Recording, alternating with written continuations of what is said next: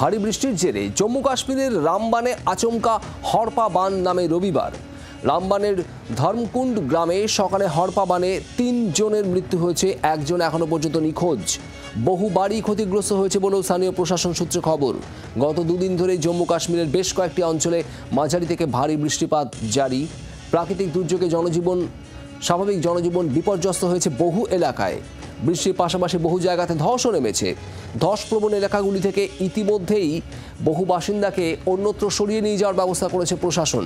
চন্দ্রভাগা নদীর জলস্তর ভয়ঙ্করভাবে বেড়ে গিয়েছে, ফলে নিচু এলাকাগুলি বানভাসী হওয়ার আশঙ্কা দেখা দিয়েছে। আর এরই মধ্যে এই হরপা বানে ৩ জনের মৃত্যু।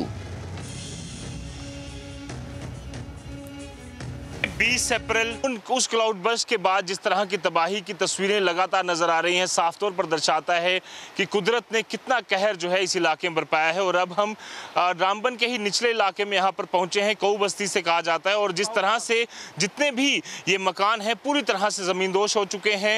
ये जो पुल है जो हम दिखाने की कोशिश कर रहे हैं, ये पुल हाल ही में बनाया गया है, जिसके बाद तेज़ी से यहाँ पर काम चल रहा था नेशनल हाईवे का, पर कुदरत की त्रासदी ने त्राहिमाम जो है वो कल से मचाया हुआ है। अब लोग कोशिश कर रहे हैं कि जो बचा कुचा है उसे किसी तरह से हम समेट सकें। लोगों की अपील है कि यहाँ पर प्रशासन पहुँचे, मदद पहुँचे, क्योंकि लगातार लोगों की आंखों में आंसू हैं, दुख है। और लगातार कहीं ना कहीं हमारी भी कोशिश है कि प्रशासन तक ये आवाज़ पहुँचे। बांग्लार आवाज, बांगालीर आवेग, जी 24 घंटा।